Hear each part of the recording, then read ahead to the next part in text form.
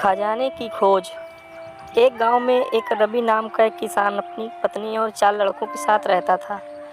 रवि खेतों में मेहनत करके अपने परिवार का पेट पालता था, लेकिन उसके चारों लड़के आलसी थे, जो गांव में वैसे ही इधर उधर घूमते रहते थे। एक दिन रवि ने अपनी पत्नी से कहा कि अभी तो मैं खेतों में काम कर रहा हूँ, लेकिन मेरे बाद इन लड़कों का क्या होगा। इन्होंने तो कभी मेहनत भी नहीं करी, ये तो कभी खेत में भी नहीं गए। रवि की पत्नी ने कहा कि धीरे धीरे ये भी काम करने लगेंगे। समय बीतता गया और रवि के लड़के कोई काम नहीं करते थे। एक बार रवि बहुत बीमार पड़ गया।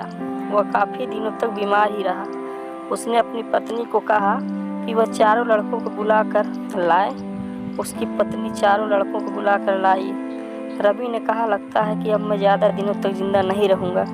रवि को चिंता थी कि उसके जाने के बाद उसके बेटों का क्या होगा, इसलिए उसने कहा, बेटो, मैंने अपने जीवन में जो भी कुछ कमाया है वह खजाना अपने खेतों के नीचे दबा रखा है। मेरे बाद तुम उसमें से खजाना निकाल कर आपस में बांट लेना।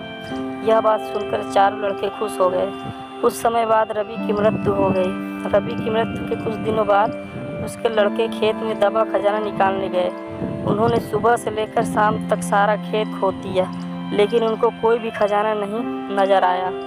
लड़के घर आकर अपनी माँ से बोले, माँ, पिताजी ने हमसे झूठ बोला था, उस खेत में हमें कोई खजाना नहीं मिला।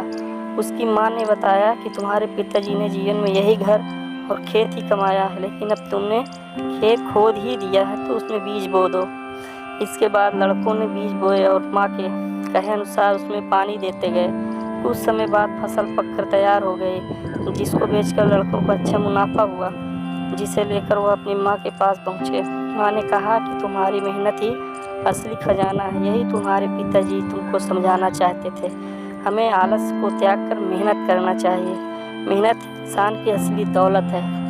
दोस्तों, कहानी पसंद आई हो तो लाइक और सब्सक्राइब करें। कमेंट के माध्यम से बताएं कहानी कैसी।